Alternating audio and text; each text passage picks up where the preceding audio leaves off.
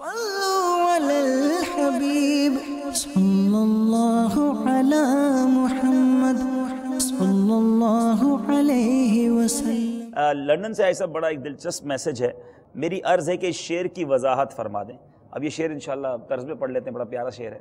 سارے جگ میں جاؤں گا سنتیں پھیلاؤں گا، دنیا بھر میں جاؤں گا سنتیں پھیلاؤں گا، چین ہو یا بنگلہ دیش یا کہ ہندوستان ہو، مرشد کے فرمان پر جان بھی قربان۔ بھائی صاحب انہوں نے یہ شعر کے بعد لکھا ہے کہ اس میں انگلستان بھی نگران شورا کا منتظر ہے، کہیں نہ جائیں دین کی خاطر انگلستان، یعنی انگلینڈ ضرور تشریف لائیں۔ رضوان اتاری لندن۔ تو ایسا اس میں چین ہے، بنگلہ دیش ہے، ہندوستان ہے، انگلستان تو نہیں ہے۔ مطلب ایک شعر میں اب جو وزن پہ آیا وہ یہ نہیں آیا وزن، تو ہم کیا کریں؟ اس کو بولو وزن پر آ جائے۔ چلے بھائی وزن کے اندر وہ شاعر کے وزن پہ جو ملک آ گیا وہ لے لیا اس نے، ساری دنیا بھر میں جانے کا تذکرہ کر تو دیا ہے۔ دنیا بھر میں تو ہے نا، وہ اللہ کیسا ہو گیا۔ السلام علیکم۔ وعلیکم السلام ورحمۃ اللہ وبرکاتہ۔ ڈسٹرکٹ شکارپور سے بات کر رہا ہوں، دعوت اسلامی میں آنا چاہ رہا ہوں، تو اس کا کیا طریقہ کار ہے، میں کس طرح آؤں، کہاں آؤں، یہ پوچھنا تھا مجھے۔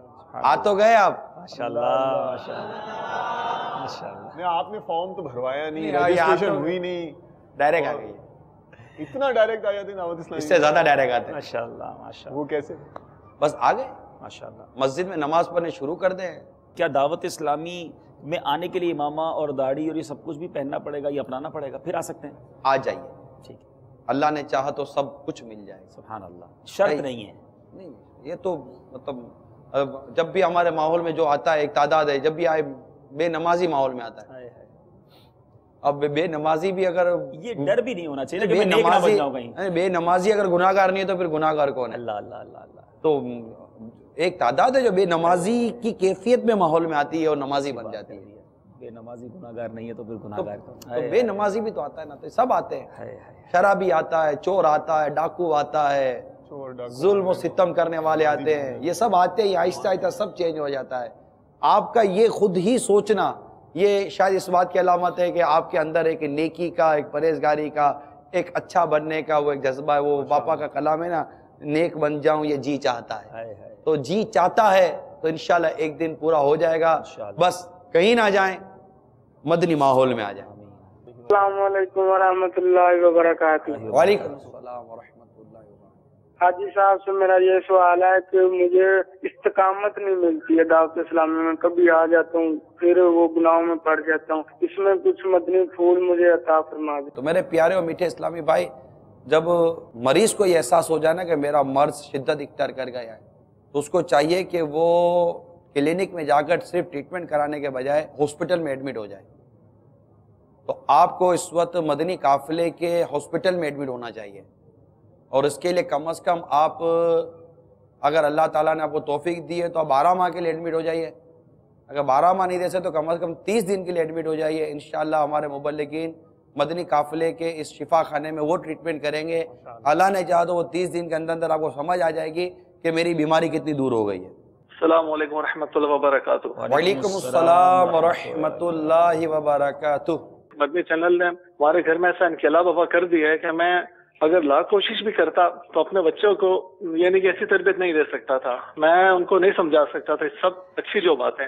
تو بہت شکر گزار ہوں، میرے بچے جو میری چھوٹی سی بیٹی 3 سال کی، آج وہ یا طیبہ اور دوسری نعتیں گنگناتی ہے۔ جب وہ اسٹڈی کر رہی ہوتی ہے تو اس کے زبان پہ نعتیں ہوتی ہیں، حتیٰ کہ رات کو سونے بھی لگتی ہے تو سونے کی دعا پڑھنے کے بعد وہ یہ کہہ کے سوتی ہے کہ مجھے اپنی اور ساری دنیا کے لوگوں کی اصلاح کی کوشش کرنی ہے۔ تو میں بہت شکر گزار ہوں مدنی چینل کا، بہت احسان مند ہوں مدنی چینل کو، اور میں تمام ویور سے یہ ریکویسٹ کروں گا کہ براہ مہربانی اپنے بچوں کو، اپنی اولاد کو اس مدنی چینل کے حوالے کر دیں، انشاءاللہ انہیں کبھی بھی پرابلم نہیں ہوگی ان کی طرف سے۔ جزاک اللہ خیر۔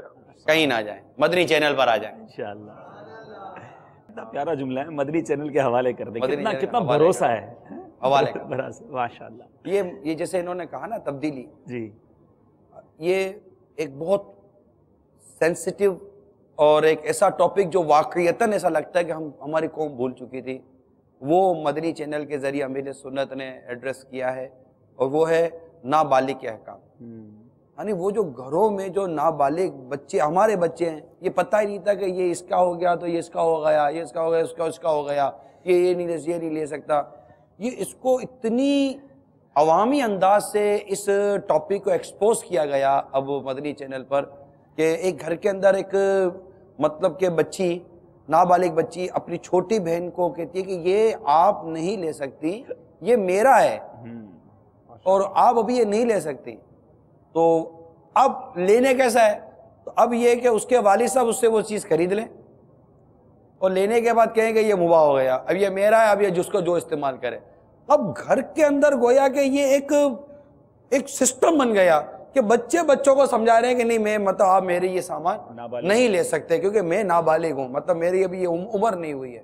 اتنی مطلب اس بچے میں اتنی میچورٹی پیدا کر دی، یعنی بچہ میچور ہو گیا، ایک بچی میچور ہو گئی، اور وہ بات جو 50 60 برس والے لوگوں کے سمجھ میں نہیں آئی، وہ 8 9 سال کی بچیاں سمجھ رہی ہیں۔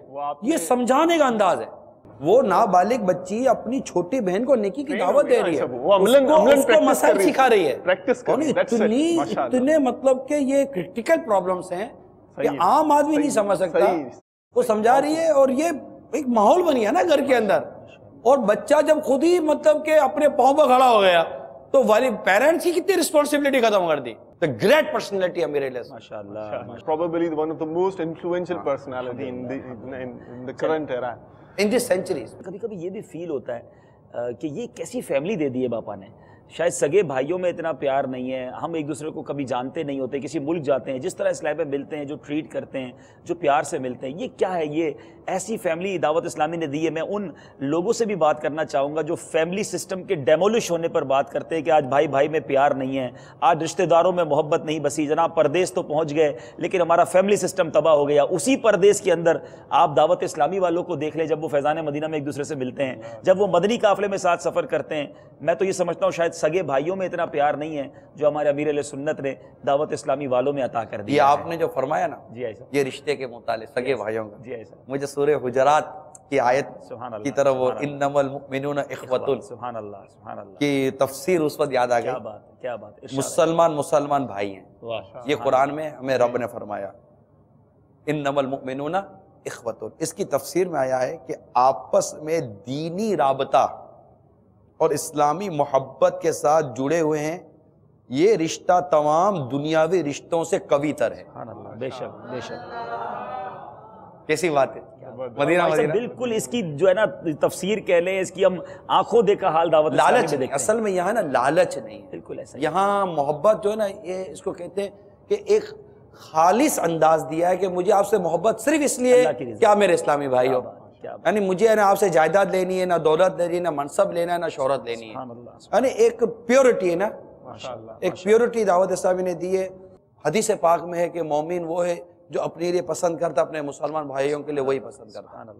آپ نے جس فیلڈ سے نکل کر دعوت اسلامی کو جوائن کیا، بلکہ دعوت اسلامی آپ کو صرف آپ کی فیلڈ سے نہیں لائی ہے بلکہ آپ کو اندھیرے سے اجالے کی طرف لائی۔ ماشاءاللہ، ایمان کی نعمت اس الحمدللہ دعوت اسلامی کے ذریعے، مدنی چینل کے ذریعے ملی، اور یہ نعمت کائنات کی مطلب یہ نعمتوں کی نعمت ہے، ایمان ہی نہیں تو کچھ بھی نہیں، سب سے بڑا تو یہ نصیب ہو گیا، اور اس کی لذت یقیناً آپ محسوس کرتے ہوں گے۔